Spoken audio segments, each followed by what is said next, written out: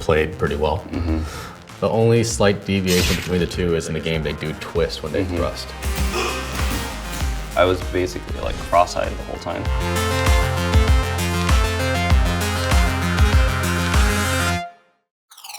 Hi, I'm Armand Robinal. I am a martial artist and stunt performer. My name's Lawrence Monk. I've been doing martial arts for the past 15 years. And we're going to be reacting and showing you some GoPro performances of Shadow Warriors.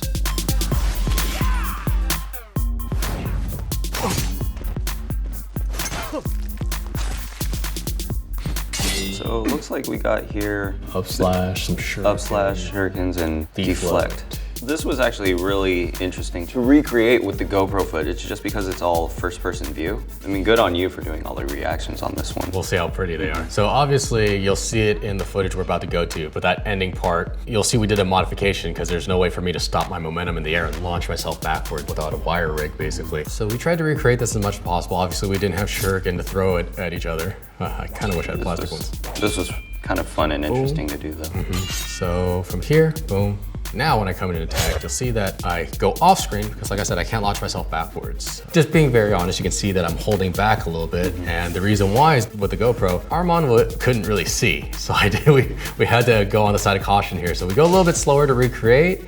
It doesn't look as intense, but you still get the really cool first person footage. Obviously I have the GoPro in my mouth, so I had to hold the sword way out here, and the closest thing to clear that I could see the monitor through, I was basically like cross-eyed the whole time. And when I turned the camera off, I was stuck in cross-eyed. Techniques here, I mean, it's very standard cuts. You have your down diagonal cuts. Can't really comment on the throwing of the ninja stars, you know? That flick was kind of weird. We ended up just using it as a quick attack, but it was a really weird flick there. And generally, you don't want to pose before you do your attack and tell your opponent, well, my cut's coming from here. You actually want to be as ambiguous as possible with your movements when you're considering fighting an opponent because you don't want to telegraph what's going on. Otherwise, your opponent is just going to be prepared for it and counterattack you.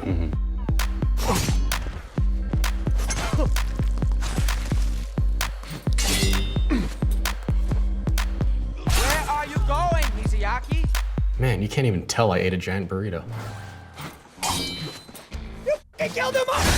Watching it, you can see this guy's flying forward and flying back when he's doing his attack. So he has legs made of steel, or he has like rocket boots on. Yeah, so that one was kind of interesting to recreate just because of the fast footwork. There were a lot of deflects when we did this one. So the first one was a deflect, and then a cut to the head. Yep. With the first person view, what's interesting is you can't be too exaggerated with the cuts. So if he goes too deep, that can end up being a very dangerous movement where I could get injured pretty badly. There have been plenty of cases where either due to carelessness, overconfidence, even freak accidents, people who've legitimately taken off fingers, their own fingers, by accident while training. That's one of the many reasons why I personally practice more with what we call an iaido, which is a metal sword that's very dulled. This way, you still kind of get the feeling of using a sword, but you don't run the risk of injuring yourself seriously. You should always approach using a weapon as if it were live because you want to instill that mental habit as well as the physical habit of treating it as if it were real. That way, when you do use a real weapon, you don't have to think about it nearly as much, you know? Theoretically, it shouldn't really change your approach to weapons, but at least in Japanese martial arts, this is one of those things you learn when you start training. It's not something everyone goes in thinking, oh, I should treat everything as a weapon right away. It is important to remember that this is a constant refinement of yourself. So the idea is you're always gonna have something to learn, whether it's from the most basic strike to the most advanced form. There's always different things you can work on, and it is a constant process of self-improvement. You're never really gonna see anybody that feels like, oh, I've perfected everything, I have nothing left to do in this art. I killed him! Played pretty well.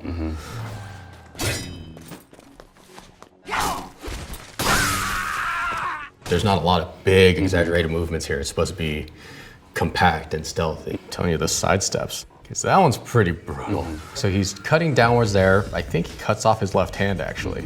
So what's kind of crazy there is after that downwards cut, even on stairs, the character's moving so fast that he gets around the opponent before they finish even reacting to that initial slice. Like, I don't know how to, it's just weird speed ramping. So obviously we couldn't do that here, safely that is. I'm sure Armand can run faster than me, but not with a GoPro in his mouth while trying to sidestep and get around me. So we modified it slightly, but we still want to make sure we show the angle change, which is the most important thing about that whole technique. He's cutting once and then he's changing the angle from where he is to get an attack at a safer position. Boom. So obviously not as drastic of an angle change, but all those cuts stacked pretty well. That's one thing that's really nice, especially with first person view, right? It doesn't read depth too crazy. So we could do these safely, but still make it look good. It's just all about timing of the reactions.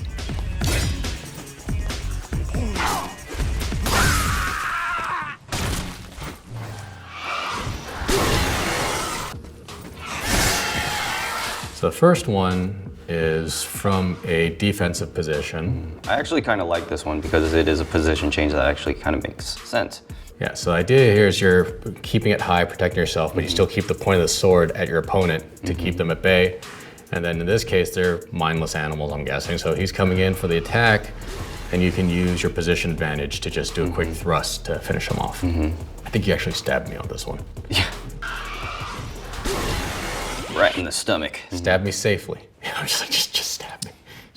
Even though I couldn't see with the GoPro in my mouth, pretty precise. Yeah, not bad. The only slight deviation between the two is in the game they do twist when they thrust. So then for this one, I believe this was just us running at each other as an upward slash. In the game, obviously he takes out the legs, but because of safety concerns with your ability to see, we didn't want to aim that low and risk hitting the ground or anything like that. So I think I take it more towards the body. So this one was a straight run in and an upwards cut. That one looks good. Yeah. Oh, and this one I actually put the sword away, which is actually what they did in the game. Yeah.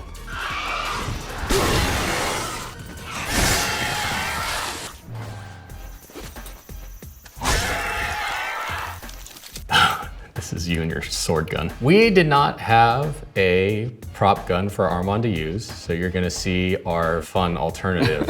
It's a very straightforward rising slash. So he's coming up, basically the opposite now. So he's coming up from lower left to top right. So it's the opposite cut of what we did in the last clip. Okay, so here, boom, he takes me Upwards out. cut, put the sword away.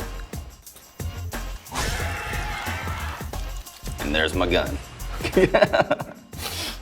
We work with what we have. Pretty convincing though, right?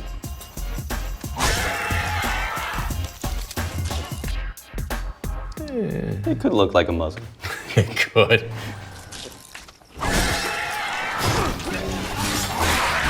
Looks like you brought claws to a sword fight.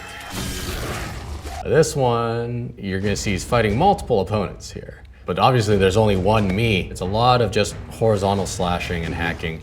There's not a lot of follow through. These are just really shallow attacks trying to open them up. The wrist position is really wonky, but there's not a lot of power behind these strikes. It's very quick and shallow cuts. And we changed the rhythm on the cuts too. Boom, I just take it, take it, take it. So you see it literally looks like an old lady swatting at a cat. Ending wasn't bad though. We decided we wanted to make it look a little bit better. By spacing out the cuts a little bit more. Here, boom, move them back. 1, 2, one more, 1, 2, and finish. Boom. Nice. That's why my shoulder's sore. Looks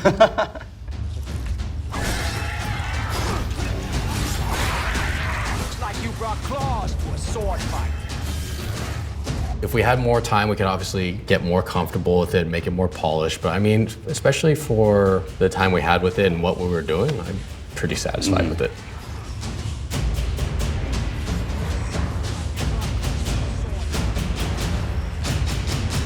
That's 2 burrito, Lawrence. So that was Shadow Warrior. It was a lot of fun to recreate. It was a lot of really short, quick movements. It was kind of cool. But how'd you feel with doing a lot of the first person stuff? I was very cross-eyed on every take and had to modify my movements to be a little bit wider and more stretched out. But I think that was a pretty fun experience. Oh, for sure. I think it went pretty well. Well, if you want to see more videos like this, please go ahead and follow Gamology on YouTube and Facebook. Hey, I'm Armand Robinal. I've been a martial artist and stuntman for... Oh my God, what am I saying? Hey, I'm Armand Robinal. I am I am. Say it just like that.